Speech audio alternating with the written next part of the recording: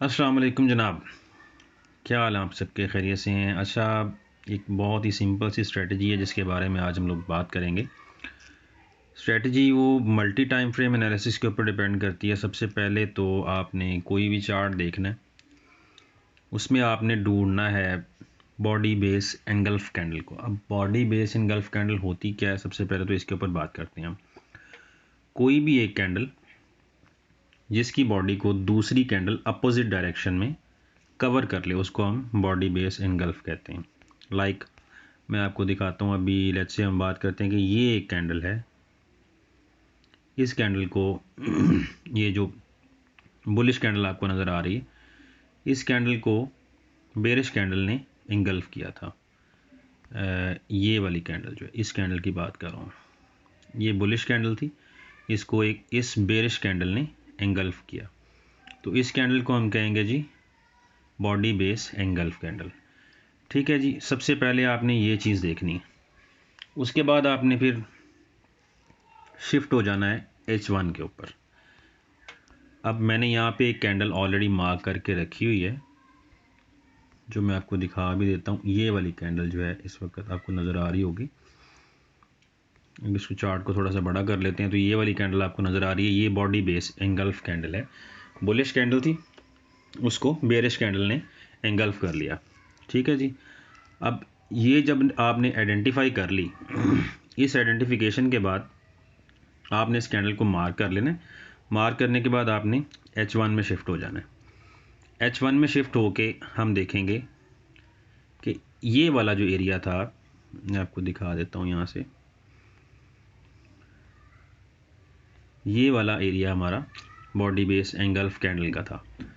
ये एरिया हमने आइडेंटिफाई कर लिया। अब फोरग्राउंड में हम चले जाएंगे। जैसे हम यहाँ पे आ जाते हैं कि ये इस जगह पे आके मार्केट ने इस एरिया को रीटेस्ट किया है, पहला रीटेस्ट। अब H1 में जो दूसरा सिनेरियो बनता है वो हमने ये देखना है कि आपके उस बेस एरिया के अंदर या तो आपको सेम वही पैटर्न मिलेगा जो आपको H4 में मिला था, उसी लेवल के ऊपर एक और बॉडी बेस एंगल्फ कैंडल बनती है। ठीक है, जब ये फॉर्म हो जाती है तो फिर हम वेट करते हैं उस जगह के ऊपर कि यार ये मार्केट जो है दोबारा फिर इसी जगह पे वापस आएगी। जब इसी जगह के ऊपर वापस आती है तो जो बेस एंगल्फ बन चुकी है कैंडल H1 में, वहाँ पे हम डायरेक्टली एंटर होते हैं।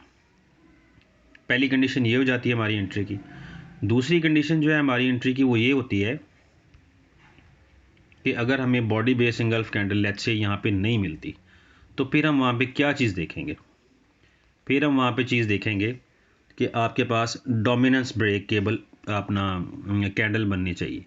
अब डोमिनेंस ब्रेक किस तरह से बनती है वो भी मैं आपको दिखा देता हूँ। इसी जगह की बात कर लेते हैं जहाँ पे हमें वो एरिया मिला था। कोई एक कैंडल हो, लेट्स से ये बुलिश कैंडल थी। ठीक है, इस कैंडल की बॉडी को 3 या 3 से ज़ायद कैंडल्स मिल के ब्रेक करें। 1 2 3, इस तरह की 3 कैंडल्स ने मिल के ब्रेक किया, उसको हम कहते हैं डोमिनेंस ब्रेक कैंडल। ठीक है जी, ये दूसरी हमारी कंडीशन हो गई।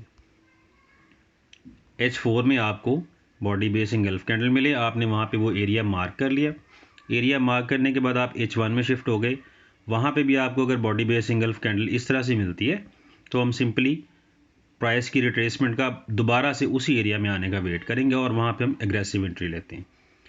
और अगर आपको बॉडी बेस एंगल्फ की बजाय डोमिनेंस ब्रेक कैंडल मिलती है तो वहाँ पे भी आप एग्रेसिव एंट्री ले सकते हैं, बिल्कुल इसी तरह से। और तीसरी कंडीशन वहाँ पे आ जाती है हमारे पास कि आपको ना ही बॉडी बेस एंगल्फ कैंडल मिली है, ना ही आपको वहाँ पे डोमिनेंस ब्रेक कैंडल मिली है। आपको वहाँ पे मिल जाती है कि लेवल था हमारा, जैसे ये एक लेवल बना हुआ है यहाँ पे।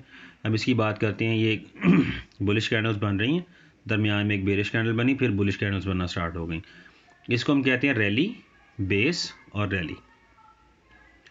अब ये रैली बेस रैली जो है, इसको अपोजिट डायरेक्शन से मार्केट जो है, अब जैसे मार्केट ये नीचे आ रही है ऐसे, इसको यहाँ से ऐसे आके ब्रेक करे। इस कैंडल को स्पेसिफिकली, इस एरिया को हम बात करते हैं कि इस एरिया को कोई भी बेरिश कैंडल आके यहाँ पे ब्रेक कर रही है, इसको हम CB1 कंसिडर करते हैं, कैंडल ब्रेक 1 का जो पैटर्न होता है। अब H4 में आपने इंगल्फ कैंडल को देखना है, बॉडी बेस इंगल्फ हो, और उसके बाद H1 में शिफ्ट होके 3 पैटर्न्स आपको मैंने बता दिए हैं। 3 में से कोई एक पैटर्न जो है वो बनना चाहिए, या तो बॉडी बेस इंगल्फ होना चाहिए, या आपका डोमिनेंस ब्रेक होना चाहिए, या फिर आपका CB1 पैटर्न बनना चाहिए। तो वहाँ पे हम इसकी एंट्री लेंगे। जब हम उसकी एंट्री ले लेते हैं, उसके बाद फिर हम बात करते हैं टारगेट्स की। अब लेट्स से जैसे ये CB1 हमारा यहाँ पे फॉर्म हो गया था, तो हम सिंपली क्या करते CB1 ही, ये अपना बॉडी बेस इंगल्फ यहाँ पे फॉर्म हो गया था, हम सिंपली यहाँ से फाइबर रिट्रेसमेंट को लेते हैं, इसके लोअर को पकड़ते हैं और इसके हायर विक को पकड़ते हैं। अब इस जगह पे 2 फॉर्मेशंस हमें मिली थी। 2 फॉर्मेशंस वो कौन कौन सी थी? एक तो बॉडी बेस इंगल्फ हो गया, और दूसरे नंबर पे अगर हम देखते हैं कि यहाँ पे हमको CB1 भी मिल गया था। ये वाला जो है, ये रैली, ये इसकी बेस बनी और फिर से रैली। अब इसने अपोजिट डायरेक्शन में आके इस लेवल को इसने यहाँ से कर दिया ब्रेक। ये लेवल इसका बना था, इस कैंडल ने इसको यहाँ पे ब्रेक कर दिया। तो हम इसको कंसिडर करेंगे, इसकी विक लेंगे, और जो ब्रेक कैंडल है उसकी हम बॉडी को लेंगे, वहाँ पे हमने लगा देना है इसका फाइबर रिट्रेसमेंट। ठीक है जी। फाइबर रिट्रेसमेंट लगाने का मकसद ये होता है कि हम अपने टारगेट्स सेट कर सकें। जैसे ही हमने ये लगा दिए, हम लोगों की यहाँ पे जो है वो एंट्री बनती थी, ये इस जगह पर देखा जाए तो दोनों कंडीशंस हमारी फुलफिल हैं। यहाँ पे बॉडी बेस इंगल्फ H1 में बना, उसके बाद CB1 भी बना, हमने वहाँ से अपना फाइबो लगाया, वापस उस प्राइस को उसी एरिया में आने का इंतज़ार किया। यहाँ पे इस एरिया में जो 38.2 और 50 के दरमियान वाला जो एरिया है, वहाँ से हमने एंट्री लेनी थी, और एंट्री लेने के बाद हमारा जो मिनिमम टारगेट था वो 161 का लेवल था। 161 के लेवल पे आपने TP लेना है और सुकून से बाहर हो जाना है।